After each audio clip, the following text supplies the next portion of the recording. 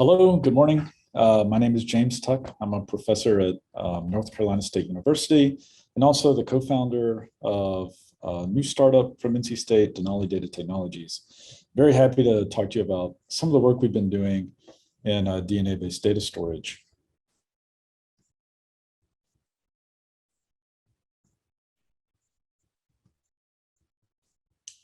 The title of my talk is Scalable and Dynamic File Operations for DNA-based data storage. And when I think about DNA, and what really excites me about DNA as a medium is its extreme density. When we look forward to the more than 100 zettabytes that have been projected in some studies to be produced over the next decade, some portion of that's going to need to be stored for posterity. And what medium are we going to store all that data in? And I think DNA is a really good candidate. When I look at the natural world, or I think about the human body, each of us has roughly the equivalent of the world's current digital information in our body. You can do the math by thinking every cell is about a gigabyte. We have 10 trillion cells, so that's something around 12 zettabytes of data, which is just staggering to consider. And in addition to this amazing density, it also has the potential to offer century scale stability most likely for archival data storage. It can be easily transported because it's so dense and light. And there are also these amazing molecular biology processes that we've mastered for rapid copying of DNA. Okay, at the same time, these extreme densities pose extreme challenges. We know that synthesis and sequencing have been improving over time, and these costs are dropping rapidly on curves that are much like Moore's law. And so I would fully expect that eventually their costs are going to be low enough that DNA-based data storage is affordable, just from the perspective of writing data into DNA and sequencing it. But even when you reach those milestones, there's still very challenging problems to solve. There's molecular crowding, right? There's a lot of diverse DNA in a small volume. And then what you want to do is somehow organize your data and retrieve it from that very complex mixture of all these different DNA strands. And on top of all of that, you want to be able to do some kind of useful file and data functions on all of that DNA. So all of these things are very challenging. A DNA storage system, in a nutshell, might look something like this. You have your digital data that you would like to store in DNA. And so you take it out of your computer, you encode it into a sequence of ACGs and Ts. Then you would synthesize it into a DNA molecule and pull it together, possibly in a test tube in solution or in a dried form. We're going to be imagining it mostly in solution, in my talk today. And then, all of these files you encode, maybe you have in this test tube, and then you maybe want to access one of them. And so you need to go through some access process to pull out just the strands you want, sequence them, that would turn them back from molecules into some sequence of ACGs and Ts, and then that you could run through some decoding process and get back to your original binary file. What we've been focused on a lot is this problem of access, right? Not the encoding or not the synthesis and not the sequencing, but if you have all these molecules together, how do you access them? So that's mostly what I'm going to be telling you about today. And there's a lot of background literature that I would point you to and that I'm basing a lot of my talk on. I don't have time to go into detail of how each one influenced it. There's a lot of great background out there that I encourage you to go look into if you're new to this area. What I'm going to tell you about are kind of three important topics related to access: strand design, separation, and polymerase chain reaction. And these are going to factor into some of the techniques that I'll tell you more about. When I say strand design, I just mean how each DNA strand can be interpreted as a linear data structure that enables access and decoding. And then there's the separation process where you remove strands from the library for sequencing or manipulation.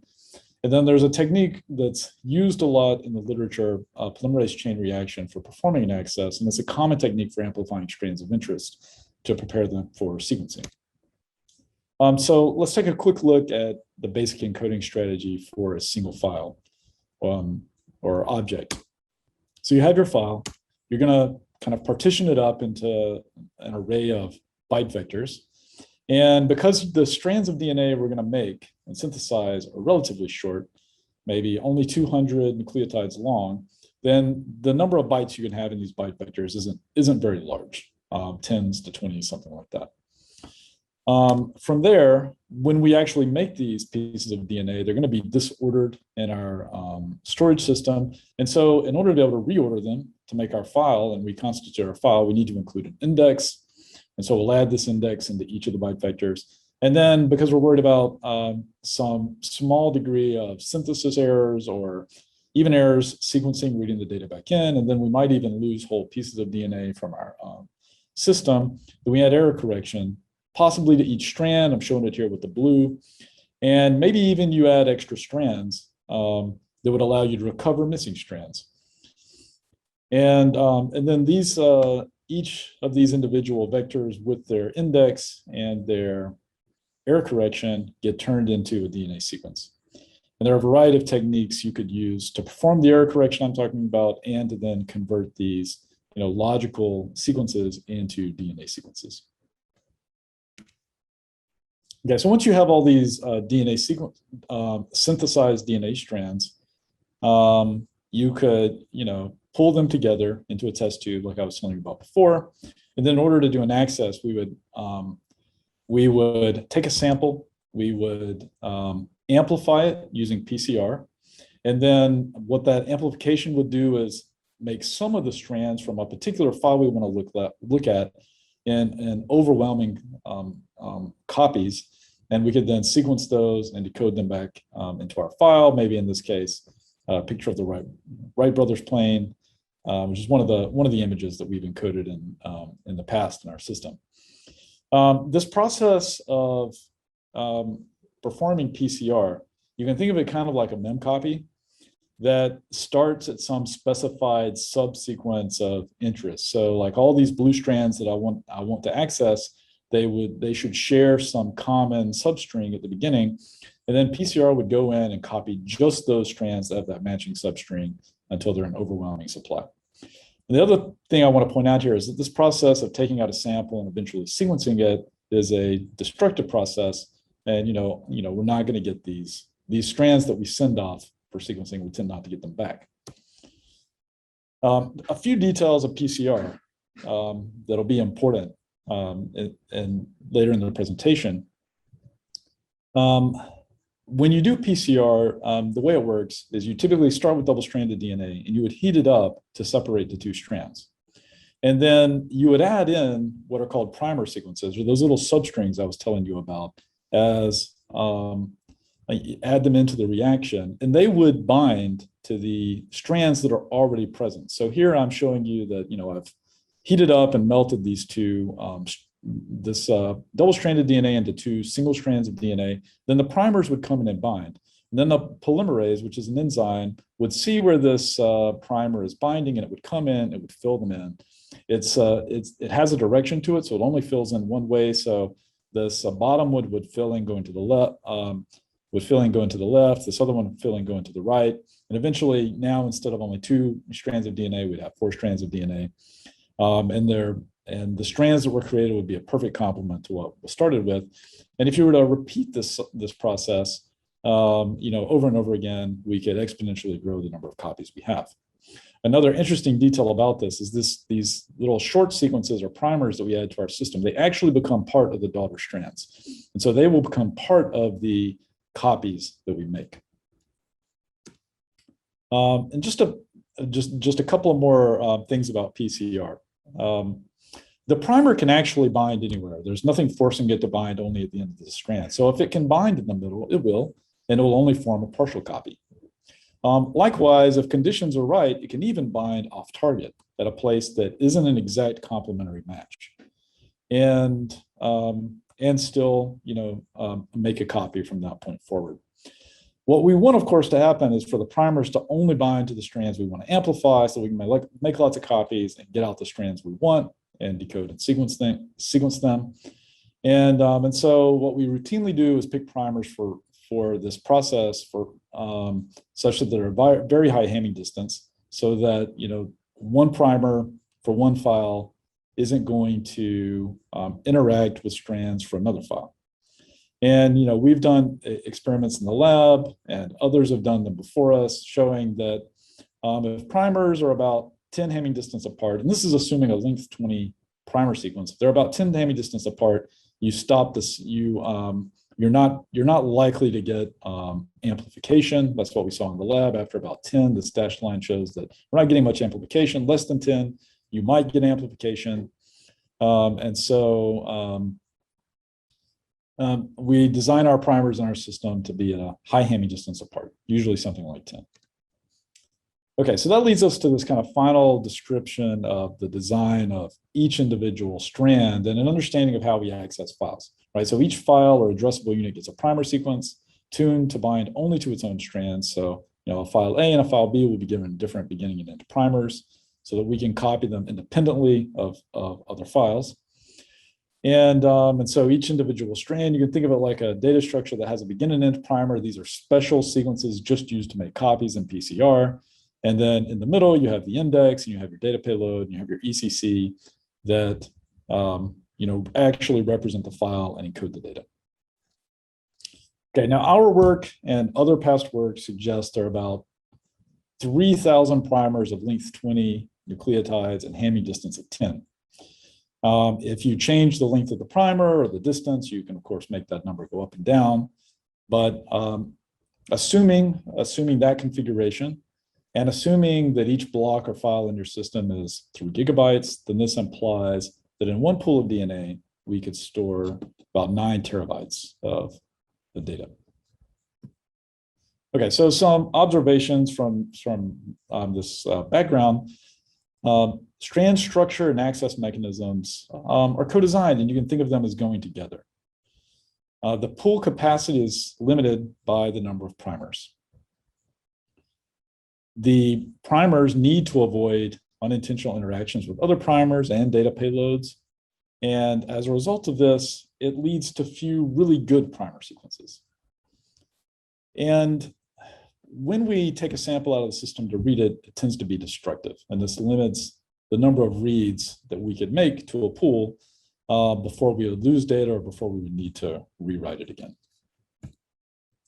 Okay, so some questions we've been thinking about as we've done work in this area is, can we scale to much higher capacities and still access our data? Can we provide less destructive access modes? And can we offer additional in-storage functionalities? What I want to do is tell you about a few designs briefly that we've worked on that kind of answer answer those questions in slightly different ways, but all getting at kind of some similar observations.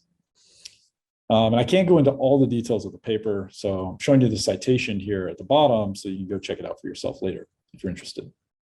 So the first one I'm going to tell you about is a system we call DENSE. The idea behind DENSE is you have nested primers to let us boost the address space, and we're also going to perform some DNA enrichment to make access more effective and less destructive.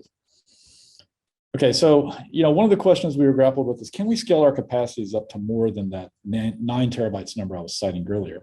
And this is based on the assumption of 3,000 primers times 3 gigabyte files. Obviously, you could make the size of each file a lot bigger to get to a higher capacity, but the downside there is that you might not be able to sequence all of that data if you did make the file a lot longer. And then you also need to be able to store it in a computer memory when you do.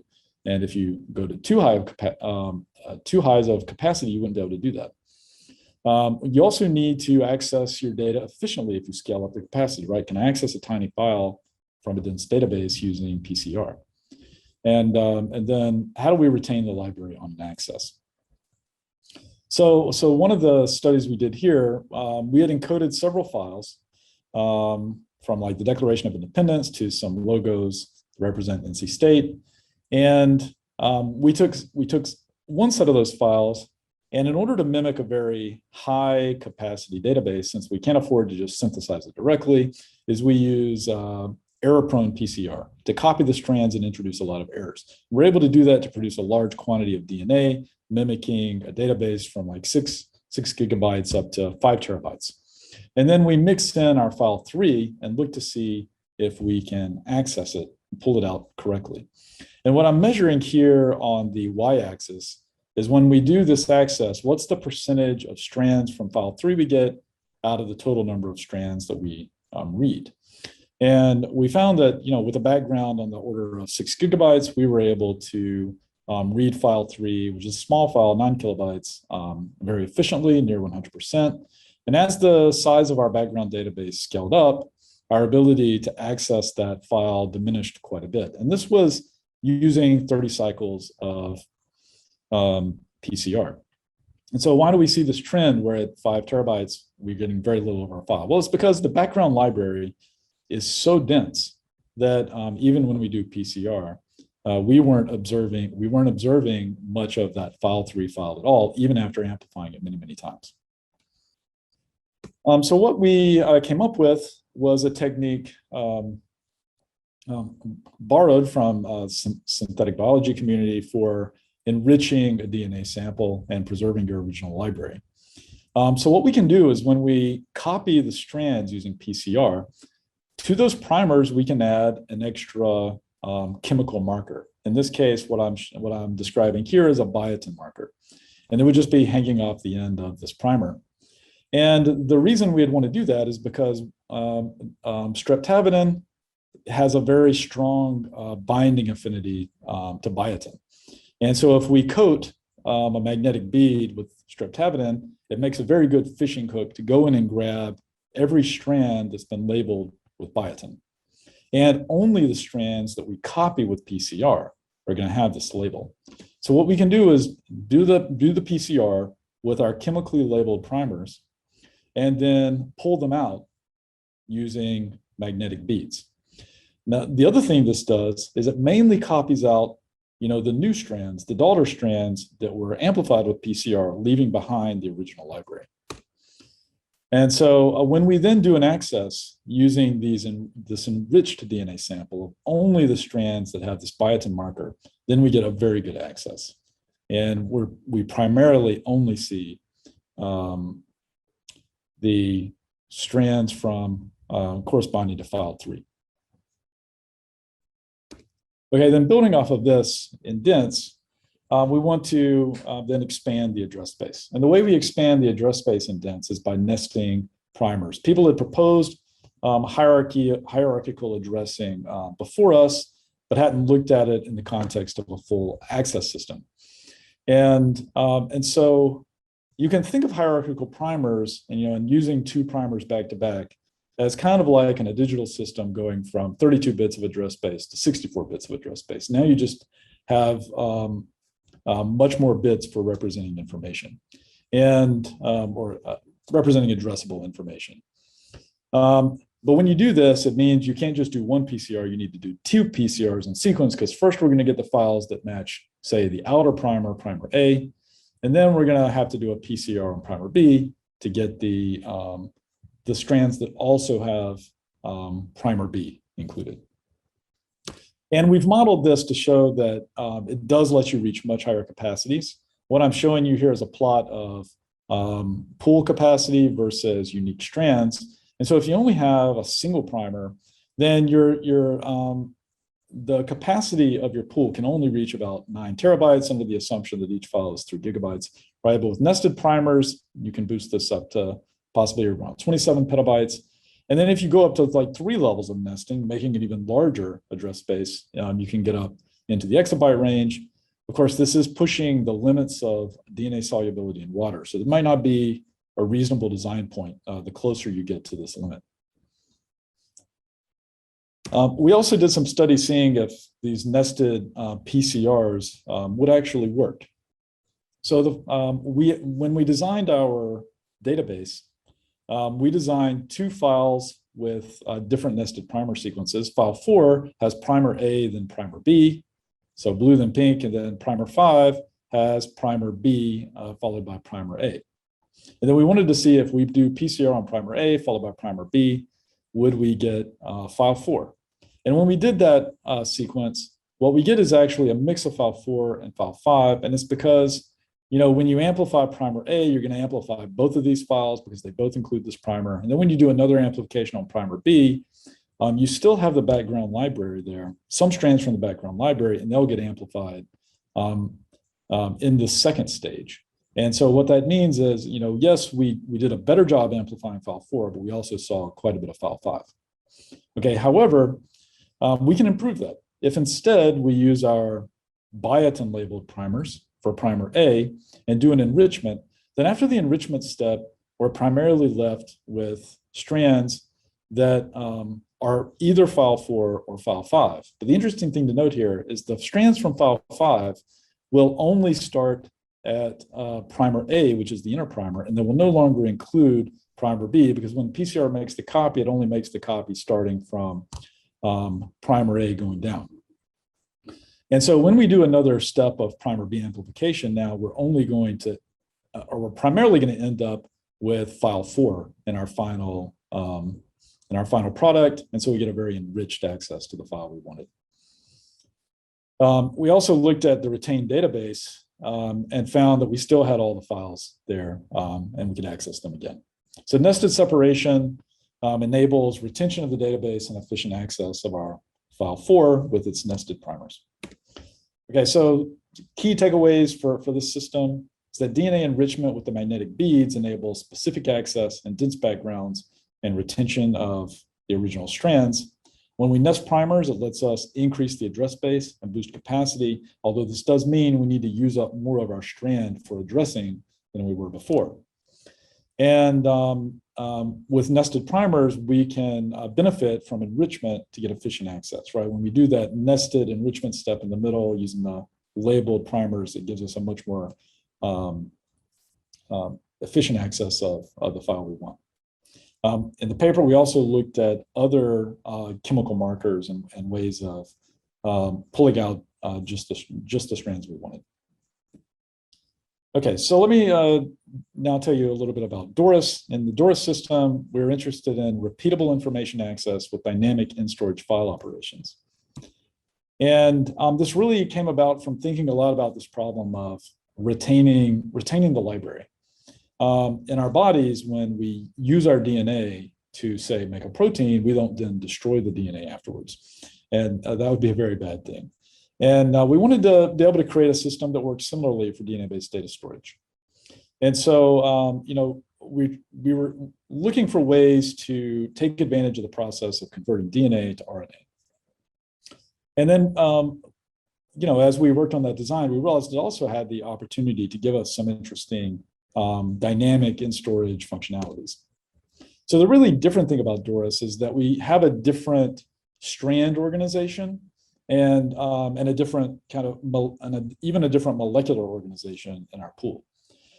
So, just at a high level, it looks similar. We have like a file address on one side. This is a lot like our primer. Then we have this special sequence called a T7 promoter in the middle, and we have our data payload on the end.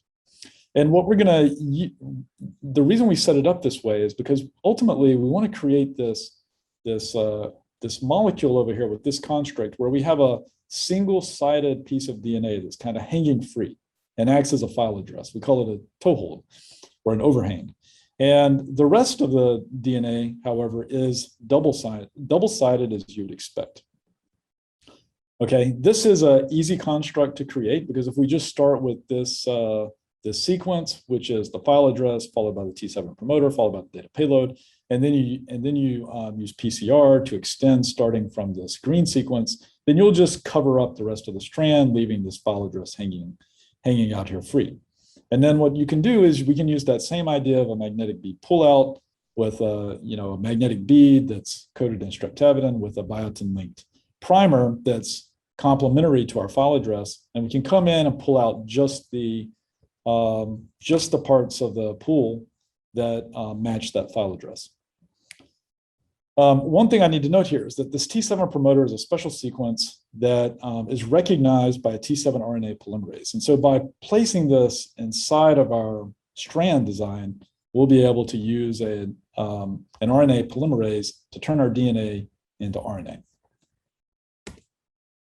Okay, so some things we were able to do with this strand design. One thing is that we're able to create all of these toeholds in parallel. So if we design all the individual strands we want and synthesize them all, then in a single pot, we can do extension on that T7 to create all of the single-stranded, double-stranded constructs that we want, with each file having its own address hanging free.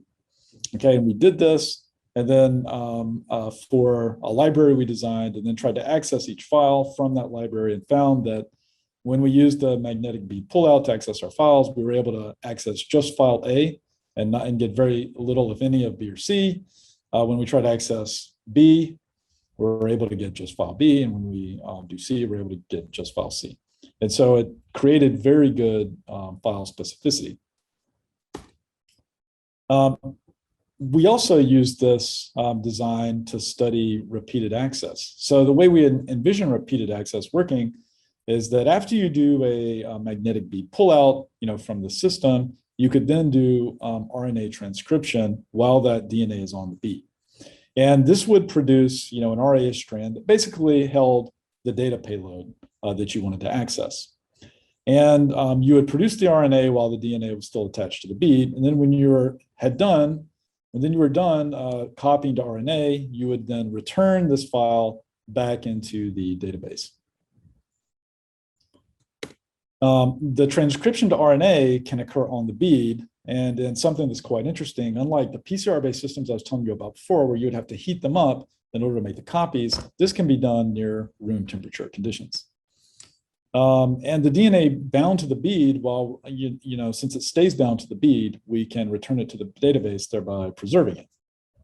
Now, we studied repeated accesses to file A to demonstrate how well we could retain the data on the bead. And what we found over 5 rounds of access to file A is that files B and C were roughly stable over these many accesses. File A did lose about 50% of its mass over 5 accesses. However, this is much better than destroying a fraction of the library, and this can likely be tuned and improved significantly. Okay, another neat thing about the Toehold design is that it enables dynamic in-storage operations, rename, delete, and one we call lock and unlock. And so what you do to perform these operations is you can add in another sequence into the system in which part of that sequence is complementary to the file address. And it will come in, it will bind to the strand covering up the file address. And then the only thing that'll be exposed is a new sequence, which is basically a new file address. And so if you tried to access and do a pullout using the old address, it would fail, and you would only succeed using this new brown address. Lock and unlock is kind of similar to our idea of rename. You could add a sequence to your system that was complementary to your file address, but also had some long secret sequence. And so once this bound and covered up the old file address, you would no longer be able to access that file. But then if you wanted to access it, you would add the key, which would remove this piece we just added. It would unlock it and free up the file address again, allowing you to access the file normally. Okay, and then delete can be had in a similar way by just adding in a short sequence that exactly covers up the file address. By exactly covering up that file address, if you did try to do a pullout, you wouldn't be able to. All of this works because we don't need to heat up the system and do a PCR. We're working at low temperatures. And so these pieces of DNA that we add on are going to stay on the molecules. And we tested out these operations. We started with a file A, showed that we could access it, and then we renamed it to B, and then tried to do an access on A, B, and C, and only the access to B was successful. Then we renamed A to C, and again, tried to pull out A, B, and C, and the access to C was the most effective access. And we also tried deleting A, and after we covered up the address for file A, as I was describing, we were no longer able to access that file.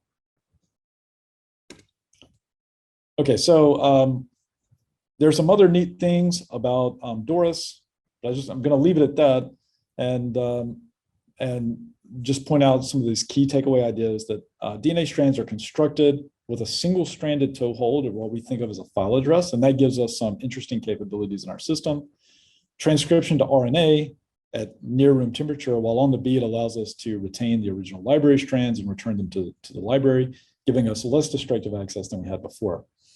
And the Toehold enables interesting dynamic in-storage file operations like renaming a file, deleting, and the select and unlock operation. Okay, the last thing I want to tell you about is a system we call file preview, in which we exploit primer promiscuity to access a file partially or fully. As we've been working on access and DNA storage, we're always coming back to this issue of, well, we really need to design our primers for our parts so we only access the files I want. But that also got us thinking, can we take advantage of a primer's willingness to bind off target? And then can we do something interesting with that? Can we build interesting functionalities off of that willingness? And so one of the experiments we've tried is taking a primer and then designing strands that are at a variety of Hamming distances away from that primer to see if we can access them by tuning the conditions. And we've screened lots and lots of conditions. And one of the things we found is that if we increase the primer concentration and certain salt concentrations significantly, then what happens is that a single primer is able to access a lot more data. I'm showing this in this figure where this gray radius is expanding way outside way beyond the red strand, which is the perfect Hamming distance match, all the way out to even very distant Hamming distances. And it's shown over here in the figure experimentally with these dashed lines that as we alter the conditions of an access, we can move up, even at very high Hamming distances. We can actually boost up the likelihood of amplification and make it much more likely we're going to amplify a strand even at a high Hamming distance. And so from a single primer, if we alter the conditions, increase primer concentration, we can access a lot more data. On the other hand, if we increase the temperature at which we do this access, we narrow the set of strands we can access. We make it much less likely that primers can access off target, and that gives us a very specific access. And so the question then is, how can we take advantage of a primer's kind of willingness and unwillingness in these different conditions to access a narrow amount of strands or a broader amount of strands, in the design of our system? And one idea we came up with was this idea of what we call a file preview, or like a quick look at a file. And the idea is that we can encode part of an image with the perfect Hamming distance match and only be able to access it in those high temperature stringent conditions. And that might give us like this fuzzy view of the file. And these strands that we label this way, would have a perfect, be perfect complement, perfectly complementary to the primer. It would also be a small part of the file. So we could access it, we could, just access a small part of the file and get that preview. And by the way, to make this work, you can't just like arbitrarily pick whatever strands out of a file you want. We had to take advantage of the JPEG encoding to make this work, only tagging some of the what are called the DC bands in the image with this, perfectly complementary primer to ensure that we get out just the right information so that we don't recover this fuzzy image. Okay, on the other hand, when we do this less stringent access, and we lower the temperature and we increase the concentration, then we'll get out more of the file. And so we also have this mode that's like an intermediate mode in which we get out about 10% of the file, and this gives us a higher resolution view of the image. And then in the most relaxed access conditions, we're able to access all the data in the file. And these strands would vary in Hamming distance from our primer from 0 to 6, and would allow us to access 100% of the data and produce a high resolution image. And the access conditions I'm showing down here at the bottom, and I'm not going to go into a lot of detail, but basically it's that trend of the more stringent condition gives us just a little bit of the file. And as we lower the temperature and increase primer concentration, we get more and more of the file. So we actually, encoded some images this way and performed these protocols and showed that, that it worked. So in this more stringent preview case that only gives us the fuzzy view, what I'm showing plotted here is the number of reads we observe after sequencing for all of the strands in the file. And for the zero Hamming distance strands that would give us this fuzzy image, we got a high number of reads of them all, but the stringent condition didn't give us any of these higher Hamming distance strands. Okay, and then as we moved to the intermediate preview, we were able to access these additional strands that give us more resolution. And then in the most relaxed mode of access, we were able to stretch that out and get more of the high Hamming distance strands. We were able to decode, but we didn't get all of the high resolution information we wanted. So these access conditions to get these high Hamming distance strands need to be tuned just a little bit more. But how you might be able to use this is if you wanted to say do 50 previews at once, you could do that for the price of a full image access. And that would let you search through your DNA pool more quickly to find the information you want without doing the full access. A downside of this system in our current formulation is that we get this by trading off density. We need more copies of the high Hamming distance strands in order to get these less stringent access conditions to work. Okay, but the cool thing about it is that the specificity of primer access is tunable based on temperature and concentration. You can take advantage of that in access. And we showed how you could co-design like a JPEG encoded file along with these access protocols to either get out kind of a fuzzy quick look at a file versus a full access view. Okay, so these are the systems I wanted to tell you about: the DENS, DORIS, and file preview. I couldn't go tell you everything interesting about them, so if you find any of it intriguing, you can find more details in our papers, as well as a lot of the implementation details for how we actually did the experiments as well.